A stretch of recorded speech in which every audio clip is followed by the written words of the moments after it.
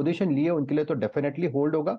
अगर नई पोजीशन लेनी है तो आपका स्टॉप लॉस होगा 1080 के नीचे। सो 1075 ये स्टॉप लॉस रखे। मुझे लगता है 1000 को चैलेंज करके 1120 ये इसका टारगेट फिलहाल तो प्रोजेक्शन में दिख रहा है, तो it's still a buy. Okay, meanwhile एक न्यूज़ ये जो है आज वेदांता के जो कॉपर स्मेल्टर प्लांट है उसकी एक सुनवाई चल रही है और सुप्रीम कोर्ट ने वेदांता को बहुत बड़ी उम्मीद दे दी है। ये तो मेरे ख्याल से ये शायद वेदांता ने खुद नहीं एक्सपेक्ट किया होगा। सुप्रीम कोर्ट में जो जज कह रहे हैं वो ये कह रहे हैं कि भाई नेशनल इंटरेस्ट को इग्नोर नहीं किया जा सकता और एक प्रपोजल दिया उन्होंने स्पेशल कमेटी को ये स्टडी करने के लिए कि क्या वेदांता वहाँ पर ऑपरेशंस रिज्यूम कर सकता है। ये बड़ी पॉजिटिव है एक वेदांता के लिए, क्योंकि अगर ये एससी की तरफ से खुद आ रहा है तो इसका मतलब काफ़ी इंटरेस्टिंग होगा, क्योंकि वेदांता ने क्लेम किया है कि कोई एविडेंस नहीं है, कोई मटेरियल नहीं है जो उस कॉपर प्लांट से लीकेज को कंफर्म कर सके। ध्यान रखिए वहाँ पर जो टूटीकोरिन में एक कॉपर प्लांट है और कंसिडरिंग इस समय कॉपर का काफ़ी शानदार मोमेंटम चल ही रहा है, तो इसके लिए इसके रीस्टार्ट पर पैनल एक विचार करेगा। ये काफ़ी इंटरेस्टिंग मामला, अगर ये वेदांता के फेवर में अगर आ गया तो बहुत बड़ा पॉजिटिव होगा वेदांता के लिए। लेकिन इस समय स्टॉक करीब 4% ऊपर यहाँ पर वेदांता 280 क्रॉस करता हुआ। गौरांग जी, कोई व्यू आपका वेदांता पर? अनुज भाई, बुनियादी दर के आधार पर प्रॉफिट बुकिंग या फिर बिकवाली की राय है, ये खबर अभी अभी आई है, तो इस पर मेरी नजर तो नहीं पड़ी है, तो ज्यादा ज्ञान नहीं है इसके बारे में मेरे पास। लेकिन हमने मुनाफा वसूली या फिर बिकवाली की राय दी है वेदांता पर, और ये बात भी वास्तविकता है। डीमर्जर को लेकर के आने वाले 6-8-9 महीनों में शायद गतिविधि जो है वो तीव्र गति से आगे बढ़ सकती है, लेकिन फिलहाल बिकवाली की राय। जैम, लेकिन इस बीच बैंक निफ्टी को लेकर आइए। It's 45972 20 day. अब ये घड़ी बहुत दिनों बाद आ रही है, यानी पोस्ट बजट 2 फेब को एक अटेम्प्ट लिया था इसने to cross entire set of moving averages, लेकिन आज फाइनली हमारा जो लास्ट एवरेज है जो प्लेस है करीब 46,052 पे, उस ट्रजेक्टरी पे जाता हुआ।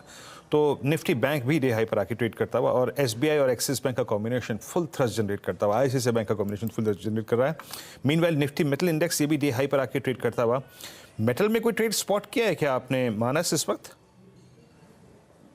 तो देखिए, वेदांता की बात हो रही थी, वेदांता बिल्कुल नजर में है। अगर इसके अलावा अगर कोई मेटल क्षेत्र के स्टॉक पे ध्यान है तो वो सेल पे है, क्योंकि सेल ने 50 डे मूविंग एवरेज पे सपोर्ट लिया है। केवल इंतजार करना है 20 डे मूविंग एवरेज के ऊपर के लेवल्स का। 125 रुपए के ऊपर खरीदारी करके चलनी है 119 के स्टॉप लॉस से कम 135 137 टारगेट के लिए।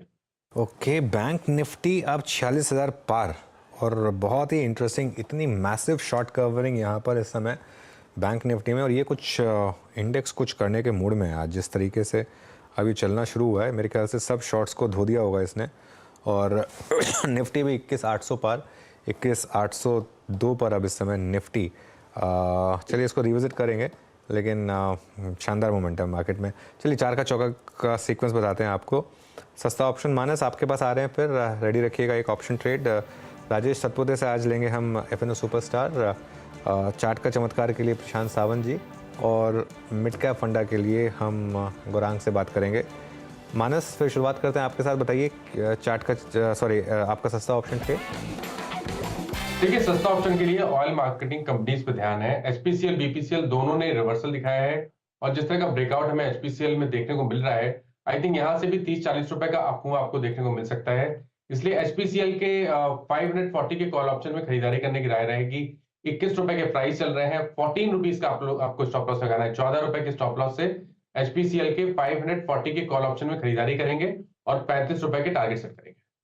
Okay, HPCL 540 call. Rajesh ji, आपका एफएनओ सुपरस्टार।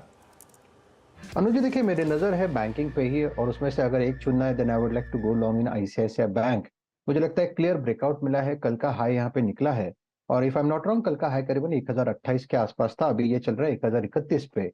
तो यहाँ पे रैली मिलनी चाहिए। कहाँ तक जाएगी? मेरे हिसाब से 1045 1050 ये आईसीआईसीआई बैंक का टारगेट होगा, तो बाय करें आईसीआईसीआई बैंक।